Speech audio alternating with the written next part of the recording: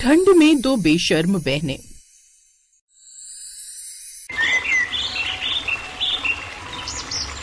ये कहानी है दो बहनों आयशा और नायरा की। दोनों बहनें एक दूसरे से जितना प्यार किया करती उतना ही उन दोनों के मन में एक दूसरे के खिलाफ नफरत थी, क्योंकि वो दोनों ही बहन सगी नहीं बल्कि सौतेली थी और उन दोनों बहनों के बीच में एक दूसरे से ज्यादा सुंदर दिखने की हमेशा होड़ लगी रहती थी। ऐसे ही एक दिन आयशा अपनी बहन नायरा को अपनी एक शॉर्ट ड्रेस दिखाते हुए कहती है, देख नायरा, आज मैं अपने लिए एक शॉर्ट ड्रेस लेकर आई हूँ। तुझे पता है मॉल में सबसे महंगी ड्रेस थी ये, और जब मेरी नजर इस पर पड़ी तो मेरे मन में बस यही आया कि अब मुझे सिर्फ यही चाहिए, क्योंकि मेरी निगाहें इससे हट ही नहीं रही थी। और तू तो अपनी बहन को जानती है ना कि तेरी बहन को अगर कोई चीज पसंद आ जाए तो वो उसे लिए बिना नहीं छोड़ती है। जरा दिखाओ तो दीदी, ऐसी कौन सी ड्रेस लेकर आई हो तुम जिसकी इतनी तारीफें कर रही हो। आयशा पॉलीथीन से अपनी शॉर्ट ड्रेस निकालती है, जहां नायरा देखती है कि रेड बोल्ट कलर की शॉर्ट ड्रेस काफी सुंदर दिख रही थी। उस ड्रेस को देख नायरा अंदर ही अंदर उस ड्रेस की फैन हो जाती है और मन में कहती है, वाओ दीदी की ये शॉर्ट ड्रेस कितनी सुंदर लग रही है। पर अगर मैं दीदी से ये शॉर्ट ड्रेस मांगूंगी तो मुझे देगी नहीं, क्योंकि इनको तो आदत है अपने हर कपड़े का शो ऑफ करने की। लेकिन मैं भी इनकी छोटी बहन हूँ। मैं आज ही पापा को कॉल करूंगी और बोलूंगी कि वो मुझे कुछ पैसे भिजवाएं ताकि इनके जैसी मैं एक नहीं दो ड्रेस खरीद सकूं। नायरा, तू किस सोच में पड़ गई? पसंद आया ना तुझे भी ये कपड़ा? मैं जानती थी तू इसे पसंद कर लेगी। वो दोनों बहनें आपस में बात कर ही रही थी कि इतने में आयशा की सौतेली माँ सविता वहां आती हैं और आयशा की इतनी छोटी ड्रेस को देखकर कहती हैं, हे भगवान आयशा, ये तू कपड़े लाई है या अंडरगारमेंट्स? देख जरा कितने छोटे छोटे कपड़े हैं। अरे कल को तुम ये कपड़े पहनकर बाहर जाओगी तो दुनिया क्या बोलेगी? अरे वो तो यही कहेगी ना कि आयशा की सौतेली माँ आयशा को कुछ पहनने के लिए नहीं देती, इसीलिए वो ऐसे कपड़े पहनकर निकल रही है। देख आयशा, तू इस कपड़े को पहनकर कहीं नहीं जाने वाली। आंटी प्लीज, आप मेरे पापा की दूसरी पत्नी है पर मेरी सगी माँ नहीं है। और रही मेरी कपड़ों की बात, तो आप मुझे कपड़ों के लिए कैसे रोक सकती हैं? अरे आपकी बेटी तो खुद बिगड़ी हुई है बेशर्म है। जब आप उससे कपड़ों के लिए नहीं रोकती तो आपका क्या हक बनता है मुझे रोकने का? वैसे भी आपकी अपनी बेटी नायरा क्या कम है? वो भी तो पूरे दिन सोशल मीडिया पर अपनी ऐसी तस्वीरें डालती रहती है। जब आप उसे नहीं रोकती तो मुझे ज्ञान क्यों दे रही हैं? मुझे ज्ञान देने से अच्छा है कि आप अपनी बेटी पर ध्यान दें, ओके? सविता बेचारी चुपचाप आयशा की बातें सुनती रहती है। उसे पता है कि आयशा उसे कभी अपनी माँ नहीं मानेगी। सविता वहां से उदास होकर चली जाती है। दीदी, आपकी ड्रेस तो वाकई बहुत कमाल की है, पर क्या आपको सच में लगता है कि पापा आपको इस हाल में बाहर जाने देंगे? तो अपनी फिक्र कर नायरा, तुझे तो बस जलन हो रही है क्योंकि तेरे पास ऐसी कोई ड्रेस नहीं है। तुझे पता है इस ड्रेस की कीमत क्या है? और रही बात ठंड की, तो फैशन के सामने ये छोटी मोटी ठंड कुछ भी नहीं है। जब मैं पार्टी में पहुंचूंगी और सबकी नजरें मुझ पर होंगी तब तुझे समझ आएगा। आयशा का ये घमंड नायरा को बिल्कुल पसंद नहीं आता। वो सोचती है कि अगर वो चुप बैठ गई तो आयशा उसे हमेशा नीचा दिखाएगी। वो तुरंत अपने कमरे में जाती है और अपने फोन से अपने पापा को कॉल मिलाती है। हेलो पापा, कैसे हो आप? पापा, मुझे आपसे एक बहुत जरूरी बात करनी थी। आयशा दीदी ने अपने लिए बहुत महंगी और सुंदर ड्रेस खरीदी है। मुझे भी कॉलेज के एक इवेंट के लिए वैसी ड्रेस चाहिए। प्लीज पापा, मना मत करना, मुझे भी अपनी सहेलियों के सामने अच्छा दिखना है। नायरा की बात सुनते ही उसके पापा उसके अकाउंट में कुछ पैसे डाल देते हैं और तुरंत नायरा बाहर मॉल से ब्लैक शॉर्ट ड्रेस लेकर आती है। और जब वो रेडी होकर अपनी बहन के कमरे में जाती है तो आयशा कहती है, तू तो बड़ी जिद्दी निकली नायरा, पर तुझे नहीं पता कि तू क्या गलती कर रही है। बाहर कोहरा बढ़ रहा है और तू ऐसी ड्रेस पहन रही है। खैर मुझे क्या, अगर तुझे अपनी जान प्यारी नहीं है तो शौक से पहन। इस तरह दोनों बहनें अब तैयार होकर रात के 10 बजते ही पार्टी के लिए बाहर जाने लगती है कि तभी सविता उन्हें रोकते हुए कहती है, बच्चों मेरी बात मान लो, ये जिद छोड़ दो। बाहर बहुत ज्यादा ठंड है, कम से कम एक शॉल ही कंधे पर डाल लो। दुनिया क्या कहेगी कि कैसी माँ है जो अपनी बेटियों को ऐसी ठंड में भेज रही है। आंटी, हमने आपसे कहा था ना कि हमारे बीच में मत आइए, हमें अपनी चिंता खुद है। चल नायरा, हमें देर हो रही है। अब दोनों बहनें बाहर जाती हैं और जैसे ही वो घर से बाहर कदम रखती हैं, बर्फीली हवा का झोंका उनके शरीर से टकराता है। पर वो एक दूसरे को ये नहीं दिखाना चाहती कि उन्हें ठंड लग रही है। थोड़ी ठंड तो है पर अंदर जाकर सब ठीक हो जाएगा। हाँ दीदी, पार्टी तो हॉल के अंदर होगी ना, वहाँ तो हीटर लगे होंगे। दोनों बहनें जब पार्टी में पहुँचती हैं तो उन्हें ये पता चलता है कि पार्टी हॉल में नहीं बल्कि ओपन रिसोर्ट में हो रही है। दोनों बहनों की ठंड से हालत खराब हो रही थी, पर वो दोनों एक दूसरे को जताना नहीं चाहती थी। सभी लोग आयशा और नायरा को ही देख रहे थे, जिसे देख नायरा, सब हमें ही देख रहे हैं। मैंने कहा था ना कि हम ही सबका ध्यान खींचेंगे। हाँ दीदी, पर मुझे लग रहा है कि मेरे पैर सुन्न हो रहे हैं। ये हवा तो बिल्कुल बर्फ जैसी है। दोनों बहनें अपनी बेशर्मी पर अड़ी रहती हैं और बिना किसी गर्म कपड़े के वहाँ घूमती रहती हैं। कुछ लड़के उनके पास आते हैं और उनकी तारीफ करते हैं।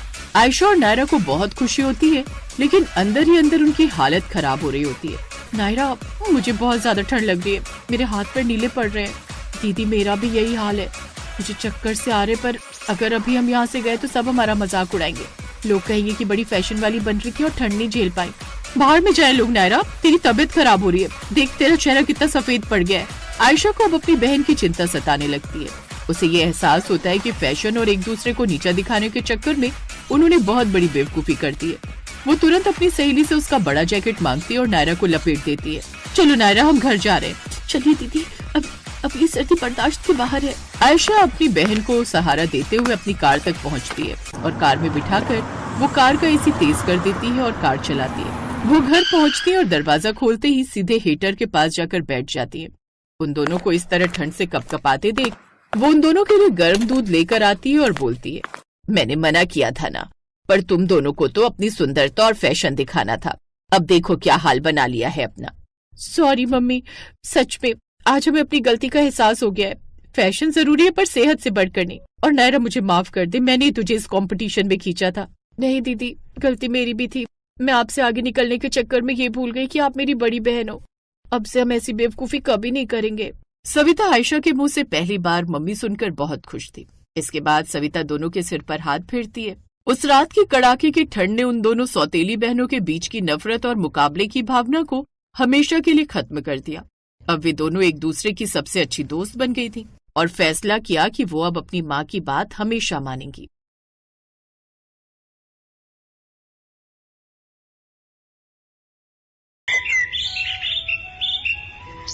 माँ, ये नौकरी मेरे लिए बहुत जरूरी है। अगर उन होटल वालों को मेरा काम पसंद आ गया तो मेरी पगार और बढ़ जाएगी। बहुत मुश्किल से तो मुझे ये नौकरी मिली है। अब तुम ऐसे घबरा कर भेजोगी तो वहां इतनी दूर अनजाने शहर में अनजानी जगह पर मेरा बिल्कुल भी मन नहीं लगेगा। हाँ, नहीं कर रही मन उदास, पर तू वादा कर मुझे रोजाना फोन करती रहेगी। हाँ माँ, मैं जब भी काम से फ्री हुआ करूंगी सबसे पहले तुम्हें फोन करूंगी। अच्छा रुक, मैं तेरे लिए साथ में खाने का कुछ बांध देती हूँ, तू रास्ते में बस में खा लेना। ठीक है माँ, तब तक मैं अपना सामान अटैची में रख लेती हूँ। ये है सीता, लाजवंती की बेटी। लाजवंती बहुत गरीब है। पति के जाने के बाद घरों में काम करके लाजवंती ने सीता को पाल पोस कर बड़ा किया। सीता ने गांव में ही रहकर 12वीं तक की पढ़ाई पूरी की। सीता आगे पढ़ना तो चाहती थी, पर पिछले 1 साल में लाजवंती की तबीयत बहुत खराब रही, जिस वजह से सीता ने अभी कॉलेज की पढ़ाई के लिए अपना विचार बदल लिया और नौकरी ढूंढने लगी। सीता के बचपन की सहेली आशा की कुछ समय पहले दिल्ली के एक होटल में नौकरी लगी थी। आशा जब गांव आई तो सीता ने अपने बारे में भी बात की, तो आशा ने उसकी भी नौकरी उसी होटल में लगवा दी। अगले दिन सीता नौकरी के लिए दिल्ली पहुंचती है। होटल में आशा उसे सब कुछ समझा देती है। सीता खूब मेहनत के साथ होटल में नौकरी करने लगती है। शहर के बहुत बड़े व्यापारी मिस्टर जगन्नाथ जी की बेटी गीता आज शाम अपना जन्मदिन मनाने के लिए हमारे होटल में आ रही हैं। सभी स्टाफ को उनका पूरा ख्याल रखना है। जगन्नाथ जी की बेटी गीता को किसी भी बात की कोई तकलीफ नहीं होनी चाहिए, क्योंकि वो पहली बार हमारे होटल में आ रही हैं। समझ गए? जी सर, हम पूरा ख्याल रखेंगे। सुना है विदेश में पढ़ी लिखी है और बहुत नखरे वाली है। अभी सुबह ही मैंने रिसेप्शन पर फोन उठाया था, बड़ी तीखी आवाज में बात कर रही थी। हमें तो बहुत ध्यान रखने की जरूरत है। अगर जरा सी भी शिकायत का मौका मिला तो मैनेजर का गुस्सा तो मैं जानती हूँ, फालतू का भड़क जाते हैं। अच्छा चल, फिर तो हम बहुत ध्यान रखेंगे। अरे माँ का फोन आ रहा है। हेलो? हाँ माँ। हेलो सीता, जन्मदिन की ढेर सारी बधाई मेरी बच्ची। थैंक यू माँ, मेरे जन्मदिन पर आपका आशीर्वाद मेरे लिए बहुत महत्व रखता है। आज सीता का भी जन्मदिन है। ये बात सुनकर सभी स्टाफ के लोग सीता को जन्मदिन की बधाई देते हैं। अरे सीता, आज तुम्हारा भी जन्मदिन है, happy birthday. Happy birthday Sita. वैसे सब किस्मत की बात है, एक तरफ आज तुम्हारा जन्मदिन है जो तुम किसी और के जन्मदिन की तैयारी कर रही हो, और एक तरफ वो लड़की जिसका आज जन्मदिन है, वो कितनी किस्मत वाली है कि वो इतने बड़े होटल में अपने बर्थडे को सेलिब्रेट कर रही है। कहते हैं सब कुछ किस्मत से ही होता है। अब ये सब छोड़ो, अपना अपना काम करते हैं, बहुत सारी तैयारियां करनी है। सीता, तुम्हें मैनेजर साहब बुला रहे हैं। हाँ, मैं अभी आती हूँ। सीता मैनेजर के पास जाती है। सीता, तुम्हें मैं एक स्पेशल ड्यूटी दे रहा हूँ। गीता मैडम के वेलकम के लिए तुम्हें गेट पर ही खड़ा होना है। जैसे ही वो एंट्री लेंगी तुम उनके साथ रहोगी और देखते रहना कि उन्हें किसी भी बात की कोई कमी ना हो। और एक काम करो, अपनी ड्रेस की जगह कोई अच्छी सी स्मार्ट ड्रेस पहन लो ताकि और अच्छा इंप्रेशन पड़े। जी सर। सीता को होटल के गेट पर ड्यूटी मिल जाती है। सीता के पास अपनी तो कोई अच्छी ड्रेस थी नहीं, इसलिए आशा उसे अपनी सुंदर सी ड्रेस दे देती है। सीता तैयार होकर गेस्ट के आने का वेट कर रही थी। तभी एक आदमी उसके पास आया। आपको वहां गाड़ी के पास कोई बुला रहा है। ओह, कहीं गीता मैडम आ तो नहीं गई? मैं गाड़ी के पास जाकर देखती हूँ। जी चलिए। जैसे ही सीता गाड़ी के पास जाती है, अचानक 2-3 बदमाश उसे गाड़ी में जबरदस्ती पकड़कर बिठा लेते हैं और उसका मुंह बंद करके उसे बेहोश कर देते हैं। अचानक से सब कुछ हुआ तो सीता को संभलने का मौका ही नहीं मिला। गाड़ी अनजान सड़क पर दौड़ जाती है। इतनी देर में गीता भी होटल के बाहर आ चुकी थी। सब लोग गीता को देखकर हैरान रह जाते हैं। गीता बिल्कुल सीता की शक्ल की थी। अरे सीता, तू यहाँ क्या कर रही है? तू इस गाड़ी में क्यों बैठी है? चल बाहर निकल, गीता मैडम के आने का टाइम हो रहा है। एक्सक्यूज मी, ये क्या बदतमीजी है? क्या आपका स्टाफ गेस्ट के साथ ऐसे बिहेव करता है? मेरा नाम गीता है, सीता नहीं। क्या आपको बताया नहीं गया था कि आज मेरा बर्थडे है और मैं सेलिब्रेशन के लिए आ रही हूँ? गीता, ये कैसे हो सकता है? तुम तो सीता हो। मैडम आशा ठीक कह रही है। आपकी सूरत बिल्कुल हमारे स्टाफ की एक लड़की सीता से मिलती है। गीता ये सब सुनकर हैरान रह जाती है। मैं अभी सीता को बुलाती हूँ, वो अभी गेट पर ड्यूटी दे रही थी। तभी एक लड़का भागा हुआ आता है। सर सर सर, सीता को कुछ लोग एक कार में पकड़ कर ले गए। सीता बेहोश थी, मैं पीछे भागा पर कार आगे निकल चुकी थी। वो जरूर कोई बदमाश लोग हैं सर। गीता घबरा चुकी थी। उसने अपने पापा के मोबाइल पर फोन किया और सारी बात बताई। गीता के मम्मी पापा भी वहां पहुंच गए। मैनेजर के पास सीता की माँ का मोबाइल फोन नंबर था। सीता की माँ को जब सारी बात पता चलती है तो वो फौरन बस पकड़कर दिल्ली आ जाती है। अचानक सब पलट जाता है। अरे लाजवंती, तुम? और यहाँ इतने सालों बाद तुझे देख रही हूँ। तू कहाँ गायब हो गई थी? मुझे माफ कर दो मेम साहब, मुझसे बहुत बड़ी भूल हो गई। सीता आपकी बेटी है, गीता की जुड़वा बहन। उस रात आपने एक नहीं 2 बेटियों को जन्म दिया था। मेरे मन में लालच आ गया था। मेरी औलाद नहीं थी, इसलिए मैंने आपकी एक बच्ची चुरा ली और अपने साथ गांव ले गई। पर मुझे नहीं पता था कि आज मेरी गलती की सजा मेरी सीता को मिलेगी। मेरी जुड़वा बहन सीता, माँ पापा सीता को बचा लो। मैं जानता हूं ये सब किसका काम है। मुझे लगता है अशोक ने सीता को गीता समझ लिया और मुझसे बदला लेने के लिए वो गीता को अगवा करना चाहता था। चिंता मत करो, वो ज्यादा दूर नहीं गया होगा। हम उसे पुलिस की सहायता से पकड़ लेंगे। गीता के पिता मिस्टर जगन्नाथ ने पुलिस को खबर दी और कुछ ही घंटे में पुलिस अशोक को पकड़ लेती है। सीता सही सलामत मिल जाती है। जब सीता को सच्चाई पता चलती है कि गीता उसकी जुड़वा बहन है और उसके असली माता पिता मिस्टर जगन्नाथ और ममता है, तो वो बहुत रोती है। मेरी बच्ची सीता, इतने सालों तक तू हमसे दूर रही। सीता, हमारी बच्ची। मेरी बहन सीता, तू इतने साल मुझसे दूर रही। मैं भी आप सबको पाकर बहुत खुश हूँ। और माँ, तुमने ऐसा क्यों किया?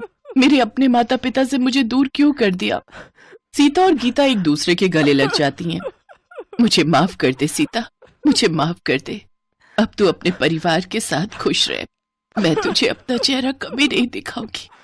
मैं हमेशा के लिए चाह रही हूँ। तुम कहीं नहीं जाओगी। जो हुआ बचपन में हुआ। मैंने बचपन से तुम्हें अपनी माँ माना है। मैं तुम्हारे बिना नहीं रह सकती माँ। सीता अपनी माँ के गले लग जाती है क्योंकि लाजवंती ने उसे पाल पोस कर बड़ा किया था। सीता को अपना असली परिवार मिल जाता है, अपनी जुड़वा बहन मिल जाती है और वो अपनी नई जिंदगी की शुरुआत करती है। Thanks for watching.